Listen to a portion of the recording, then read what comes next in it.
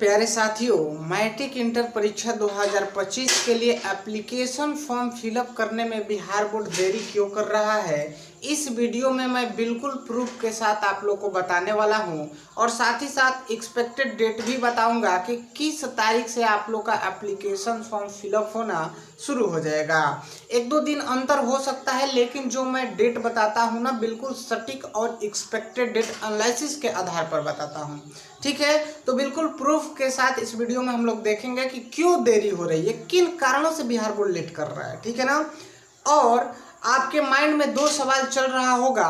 First ये कि जो मैट्रिक और इंटर के जो विद्यार्थी एप्लीकेशन फॉर्म को फिलअप करेंगे, तो बहुत सारे विद्यार्थी ऐसे जो बेटरमेंट एग्जाम देंगे, जिसे इम्प्रूवमेंट एग्जाम बोला जाता है। ठीक है ना, जो अपने मार्क्स को इम्प्रूव करने के लिए एग्जाम देना चाहते हैं। तो ऐसे विद्यार्थी जो फेल कर गए थे, पिछले साल अनुत्तीर्ण हो गए थे, तो वैसे विद्यार्थी एग्जाम फॉर्म को फिलअप कर रहे हैं, तो इनका भी सवाल है। तीसरा कि वैसे विद्यार्थी जो कंपार्टमेंटल एग्जाम फॉर्म फिलअप कर रहे हैं ना, तो ऐसे विद्यार्थियों का भी सवाल है कि सर, हम लोग का जो बेटरमेंट यानी इम्प्रूवमेंट कंपार्टमेंटल पिछले साल जो अनुत्तीर्ण छात्र थे, तो ऐसे विद्यार्थियों का एप्लीकेशन फॉर्म फिलअप करने के लिए क्या अलग से फॉर्म आता है कि जो रेगुलर और प्राइवेट वाला कैंडिडेट फिलअप करेंगे वही फॉर्म रहता है। तो बच्चे, आपको भी टेंशन लेने की जरूरत नहीं है। आप सभी विद्यार्थियों का, ठीक है ना, मैट्रिक के हो चाहे इंटर के हो, अगर आप 2025 के लिए एग्जाम फॉर्म फिलअप कर रहे हैं, तो किसी भी कैटेगरी के विद्यार्थियों एप्लीकेशन फॉर्म एक ही आता है। ठीक है, बस चेंजेस कहाँ होता है कि अगर आप रेगुलर के कैंडिडेट हो तो रेगुलर वाले बॉक्स पर टिक लगाओगे, प्राइवेट श्रेणी से आते हो तो प्राइवेट पर टिक लगाओगे। ठीक है ना। और अगर आप इम्प्रूवमेंट एग्जाम के लिए फॉर्म फिलअप करना चाहते हो तो इम्प्रूवमेंट दिया रहेगा आपके एप्लीकेशन फॉर्म पर, उस पर टिक लगा दोगे।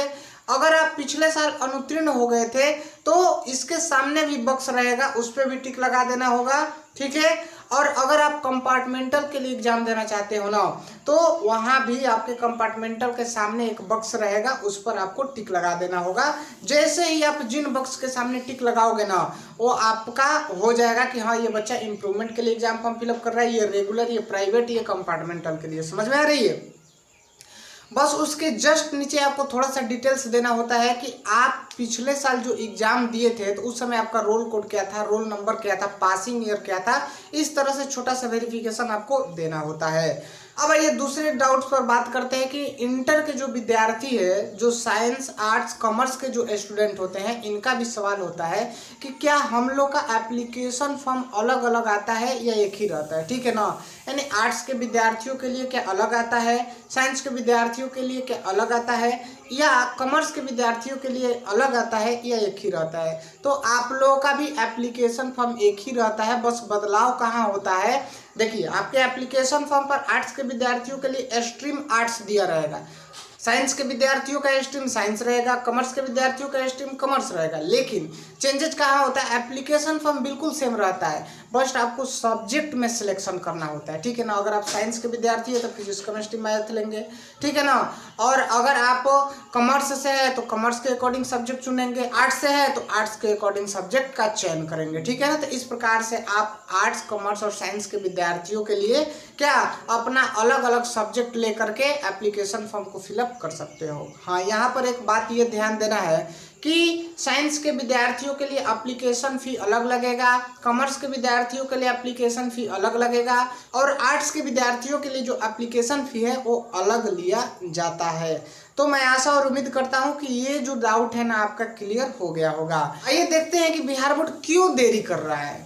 तो जैसा कि आप देख सकते हैं कि मैट्रिक और इंटर के विद्यार्थी जो वार्षिक परीक्षा 2025 में शामिल होने वाले हैं, अर्थात मैट्रिक और इंटर के विद्यार्थियों का एग्ज़ाम जो 2025 में होने वाला है, तो ऐसे विद्यार्थियों का डमी रजिस्ट्रेशन कार्ड में सुधार करने का डेट को बिहार बोर्ड ने एक बार बढ़ा दिया है।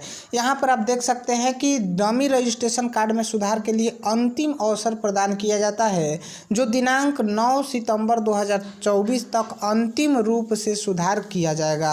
यानी माता पिता और सब्जेक्ट और अगर आपके स्पेलिंग में किसी भी प्रकार की त्रुटि है तो आप अपने डमी रजिस्ट्रेशन कार्ड को डाउनलोड कर या स्कूल या कॉलेज में जा करके टीचर से संपर्क करके डाउनलोड करवा करके आप अपने डमी रजिस्ट्रेशन कार्ड में सुधार करा सकते हैं। तो कहीं ना कहीं आपको ये देखने को मिला कि बिहार बोर्ड 9 सितंबर 2024 तक इन कार्यों में व्यस्त है। ठीक है, और यहाँ पर आप देख सकते हैं कि मैट्रिक वार्षिक परीक्षा 2026 के लिए यानी जो विद्यार्थी मैट्रिक का एग्जाम 2026 में देंगे तो इन लोगों का रजिस्ट्रेशन कराने का लास्ट डेट 30 अगस्त रखा गया था। तो मैंने एक्सपेक्टेड डेट बताया था कि 30 अगस्त तक ये कार्य समाप्त हो जाएगा, तो 5 सितंबर के आसपास आप लोग का ओरिजिनल रजिस्ट्रेशन कार्ड जारी कर दिया जाएगा और 7 सितंबर से आप लोग का एप्लीकेशन फॉर्म फिलअप होना शुरू हो जाएगा।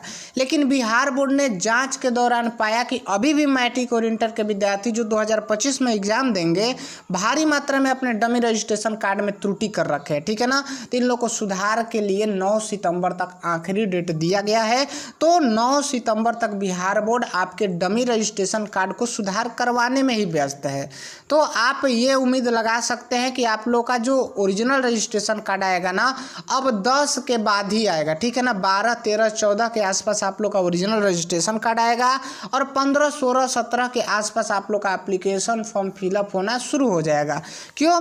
क्योंकि यहाँ पर आप देख सकते हैं दिया गया अंतिम अवसर प्रदान किया जाता है, यानी अब डेट नहीं बढ़ाया जाएगा। ठीक है ना, और यहाँ पर भी आप देख सकते हैं कि मैट्रिक के जो विद्यार्थी है ना इन लोग का रजिस्ट्रेशन कराने के लिए दिनांक 7/9/2024 तक रजिस्ट्रेशन होगा, अर्थात इन लोगों का भी 30/8/2024 से तिथि में विस्तार करके 7/9/2024 कर दिया गया है।